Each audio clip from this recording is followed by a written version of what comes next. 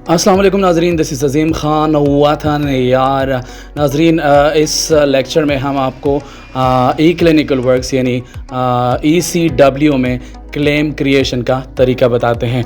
नाज़रीन, अगर आप लेफ़्ट साइड पे देखेंगे तो वहाँ पे मैंने कुछ हाइलाइट्स दिखाए हैं रेड उसमें बॉक्सेस में, और फिर एरो का साइन है, उसका नाम है बिलिंग। और बिलिंग के ऊपर जैसे हम क्लिक करेंगे तो हमारे उसके नीचे जितने भी आपको ऑप्शंस नज़र आ रहे हैं, इनकाउंटर है, क्लेम्स है, पेमेंट सही आरएज है, और भी बहुत कुछ है, क्लेम स्टेटस है, रिफ़ंड है, वट जो भी है वो नीचे उसके मेन्यूज़ नज़र आएंगे। चूँकि हमारा इस लेक्चर का मकसद यही है कि हम क्लेम को क्रिएट करेंगे, तो हमने क्या किया, हमने क्लेम्स के ऊपर क्लिक किया, जो कि मैंने उसको भी हाईलाइट किया है, और हाईलाइट करने के बाद एरो का साइन भी आप लोगों को दिया है ताकि आप लोगों को समझ आ जा सके।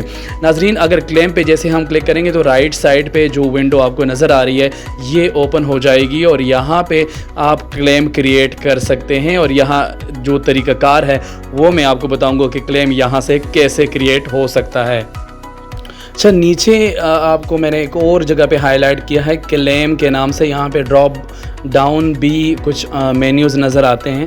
ओवरऑल आप ऊपर देख सकते हैं जो भी क्लेम जो है वो इनकम्प्लीट क्लेम्स हैं, जो कि क्लेम क्रिएशंस, जो क्लेम का नंबर है वो अभी तक असाइन नहीं हुआ। लेकिन हम अगर क्लेम क्रिएट करते हैं तो जो क्लेम का नीचे मेन्यू नज़र आ रहा है उसके साथ ड्रॉप डाउन का जो ऑप्शन है उसमें जैसे मैंने क्लिक किया तो यहाँ पे create new claim create new claim पे जैसे मैं क्लिक करूँगा तो मेरे सामने एक और विंडो ओपन होगी जिसमें मैं क्लेम को क्रिएट कर सकता हूँ। नाज़रीन, ये देखिएगा, यहाँ पे आप देख सकते हैं, यहाँ पे आप क्लेम जो है वो क्रिएट कर सकते हैं। अच्छा, यहाँ पे सबसे पहले तो हम देखेंगे कि ये पेशेंट जो है वो डेमोग्राफिक उसका एंटर होना लाजमी है। अगर डेमोग्राफिक ही एंटर नहीं है तो हम क्लेम क्रिएट नहीं कर सकते। तो सबसे ऊपर सर्च पेशेंट का जो बॉक्स है वो नज़र आ रहा है, उसमें मैं क्या करूँगा, उसमें मैं पेशेंट का नाम एंटर करूँगा, सर्च करूँगा तो पेशेंट जो है वो नीचे रिफ्लेक्ट होना शुरू हो जाएगा। क्योंकि यहाँ पे मैंने टेस्ट पेशेंट को सर्च किया है तो नीचे आप देख रहे हैं टेस्ट ECW जो है उसका फर्स्ट नेम है, टेस्ट जो है वो उसका लास्ट नेम है। तो ये हमारे पास एक पेशेंट फॉर एग्जांपल नज़र आया और उसके लिए हमने क्लेम क्रिएट करना है। उसके साथ साथ नीचे एक बॉक्स आ रहा है, ओके का ऑप्शन आ रहा है, पेशेंट इन्फो का आ रहा है। तो हम ओके को प्रेस करेंगे, जैसे ओके प्रेस करेंगे तो हमारे सामने एक और विंडो ओपन होगी जिसमें हम पेशेंट की सारी इन्फॉर्मेशन एंटर करेंगे जो क्लेम से रेलेवेंट होंगे। लेकिन यहाँ पे कुछ ऐसे ऑप्शंस हैं जिसको जानना भी ज़रूरी है। अगर हम पेशेंट इन्फो पे जाएंगे, अगर लेट सपोज उसमें कोई चीज़ कमी आ रही है, उनमें कुछ चीज़ मिसिंग है तो हम पेशेंट इन्फो पे जाएंगे। लेकिन अगर हम क्लेम क्रिएट करते हैं तो हमें कहीं और जाने की कोई ज़रूरत नहीं है, हम सिर्फ ओके पे क्लिक करेंगे और ओके पे क्लिक करने के बाद हम क्लेम क्रिएट करना शुरू कर जाएंगे। ये आपके सामने कुछ बॉक्सेस नज़र आ रही हैं, क्लेम क्रिएशन के लिए है। हम विजिट डेट भी इसमें एंटर कर रहे हैं, और विजिट डेट के साथ साथ हम प्रोवाइडर का नाम भी यहाँ पे मेंशन करेंगे। ड्रॉप डाउन फंक्शन है इसमें, अगर हम ड्रॉप डाउन पे क्लिक करेंगे तो जितने भी डॉक्टर्स इस प्रैक्टिस में होंगे उनमें से जो भी ये सर्विस परफॉर्म कर रहा होगा तो वो हमने यहाँ से पिक करने हैं। रिसोर्स जो मेन डॉक्टर होता है वो उठाना है, और जिस फैसिलिटी में सर्विसेज परफॉर्म की जा रही है तो वहाँ पे हम फैसिलिटी सेलेक्ट करेंगे। सर्विस डेट जो है वो कौन सी डेट के लिए हमने ये क्लेम क्रिएट करना है वो हम पिक करेंगे। पेशेंट का नाम शो हो रहा होता है, प्लेस ऑफ सर्विस शो हो रहा होता है, नीचे सेलेक्ट क्लेम टाइप। अब अगर आपका प्रोफेशनल क्लेम है तो आप हेक्फा वाला क्लिक करेंगे, अगर एनेस्थीसिया क्लेम है तो आप एनेस्थीसिया पे क्लिक करेंगे, अगर हॉस्पिटल का है तो हॉस्पिटल का करेंगे। तो ये आपके क्लेम्स नेचर के ऊपर डिपेंड करता है कि जो भी आपका क्लेम होगा आपने वो टाइप जो है वो यहाँ से सेलेक्ट कर देना है। चूँकि हम पार्ट बी बिलिंग कर रहे हैं तो हमने जो है वो प्रोफेशनल का ऑप्शन सेलेक्ट किया है। उसके बाद हम ओके प्रेस करेंगे। ओके प्रेस करने के बाद हमारा क्लेम जो है वो क्रिएट होना शुरू हो जाएगा।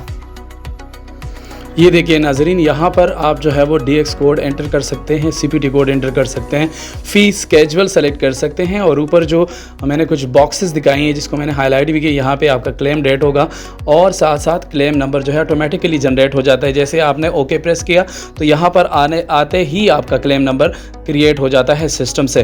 फिर आप जिस डेट को क्लेम बनाएंगे तो वो क्लेम जो है वो ऑटोमेटिकली पिक करेंगे। अगर आप इसको चेंज करना चाहते हैं तो आप जो है वो इस क्लेम डेट को को भी चेंज कर सकते हैं। अच्छा नाज़रीन, तो हम DX कोड एंटर करते हैं। सबसे पहले कि DX कोड कहाँ से एंटर करेंगे, आपको नज़र आ रहा है जो हाईलाइट हुआ है ICD कोड्स, उसके साथ जो है मैंने वहाँ पे बॉक्स में ऐड का जो ऑप्शन है उसको मैंने वो बॉक्स में बंद किया है और साथ मैंने एरो का साइन भी दिया है ताकि आप लोगों को समझ आ जा सके। ठीक है, उस पर ऐड पे क्लिक करेंगे तो ऐड पे जैसे ही मैं क्लिक करूँगा तो एक नई विंडो ओपन होगी जिसमें ICD कोड्स होंगे लिस्ट में। उन लिस्ट में से मैंने जो भी रेलेवेंट ICD कोड होगा वो सेलेक्ट कर देना है। ये देखिए नाज़रीन, यहाँ पे मल्टीपल ICD कोड्स होंगे। मैंने जो प्रैक्टिस से रेलेवेंट, जो इस क्लेम से रेलेवेंट DX कोड होगा वो मैंने प्रेस कर देना है और मैंने प्रेस सेलेक्ट कर दिया है। जो कि राइट साइड पे आपको ऑप्शन नज़र आ रहा है selected assessment.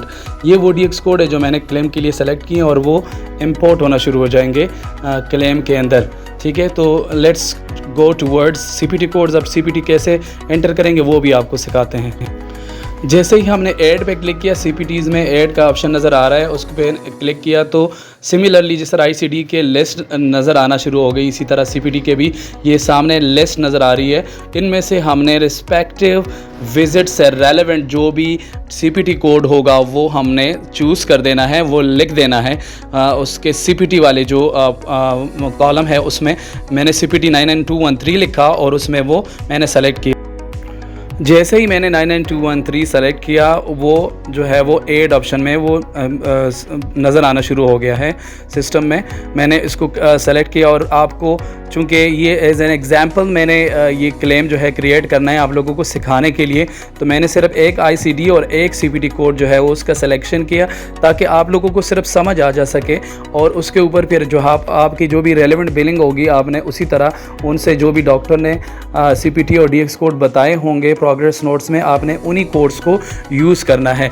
Other CPT code जो रेलेवेंट नहीं है वो आपने कभी भी यूज़ नहीं करने, वो डिनाई हो जाना है। उसका जब ऑडिट होगा तो उसके प्रॉब्लम जो है वो डॉक्टर को और आपको क्रिएट हो सकते हैं। तो अवॉइड कीजिएगा, प्रोग्रेस नोट्स को देख के CPT कोड और DX कोड जो है वो सेलेक्ट करना लाजमी है। आपको लिस्ट से जो भी CPT कोड जो रेलेवेंट होगा वो आपने उसमें से लिखना है, वो सेलेक्ट करके आपने क्लेम में जो है वो भेजना है इंश्योरेंस को। ओके, तो नाजरीन ये विंडो इसमें आपके सब चीज़ें जो भी मैंने सेलेक्ट की वो नज़र आ रही है। अगर आप टॉप पे देखें क्लेम नंबर भी नज़र आ रहा है और जो CPT कोड और DX कोड मैंने सेलेक्ट किए वो भी आपको शो हो रहे होते हैं। जो फ़ीस स्केजुअल है वो मैंने सेलेक्ट किया था, उसके मुनासबत से CPT कोड 99213 के जो चार्ज अमाउंट है $140 है और $140 जो है वो हमने इंश्योरेंस को भेजने हैं। इंश्योरेंस ने अपने स्टैंडर्ड गाइडलाइंस के मुताबिक जो है वो उन पे में कितना अलाउ करना है, कितना राइट अप करना है, एडजस्ट करना है, पेशेंट रिस्पॉन्सिबिलिटी होगी, सेकेंड इंश्योरेंस रिस्पॉन्सिबिलिटी होगी, वो उनके गाइडलाइंस के मुताबिक वो पे करेंगे। लेकिन जो फ़ीस स्केजुअल हमने यहाँ पे सेलेक्ट किया है वो relevant to the CMS guidelines होना चाहिए। DX कोड जो है हमने उनके साथ इंप्लीमेंट किया, उसकी पॉइंटर सेटिंग की। CPT कोड अगर आप देखें 99213 है और साथ वो जो ICD कोड एक ही है, 1 लाइन में आ रहा है, नहीं सीरियल 1 है, तो हमने ICD 1 में उसको 1 लिख के जो है वो सिर्फ ये रिप्रेजेंट किया कि इनके साथ एक ही CPT DX कोड जाएगा और वो जो सामने I10 लिखा हुआ है वो ही इस क्लेम में जो है वो हमने सेलेक्ट करना है। अगर 2 होंगे तो ICD 1 और ICD 2 में फिर हमने 2 लिख देना है। अगर लेट सपोज 2 वाला हमने पहले लगाना है तो ICD 1 में हमने 2 लिखना है और ICD 2 में हमने 1 लिखना है। वो आपके ऊपर है और आपके प्रैक्टिस के ऊपर है। जो भी आप प्राइमरी डायग्नोस्ट भेजना चाहते हैं उस रेलेवेंट CPT के, तो वो आपने उस मुनासबत से उनकी सिलेक्शन और पॉइंटर सेटिंग कर देनी है। नाजरीन ये थी जो हमारे क्लेम क्रिएशन का तरीक़ाकार कि हम क्लेम को कैसे क्रिएट करते हैं, वो तरीका हमने आपको बताया। ठीक है, और CPT DX कोड वो भी हमने एंटर करके दिए हैं, पेशेंट का नाम भी आपको नज़र आ रहा है और डेट ऑफ बर्थ व्हाटएवर जितनी भी इंफॉर्मेशन है। बैक एंड पे जब हम डेमो एंटर करते हैं वहाँ पे हमने इंश्योरेंस कौन सी सेलेक्ट की थी वो ऑलरेडी आपका डेमो में एंटर होना चाहिए। आपका डेमो जब तक कंप्लीट नहीं होगा क्लेम आप क्रिएट नहीं कर सकते। अगर क्रिएट करते भी हैं तो सेंड नहीं कर सकते, अलाउ नहीं करेगा आपको सिस्टम।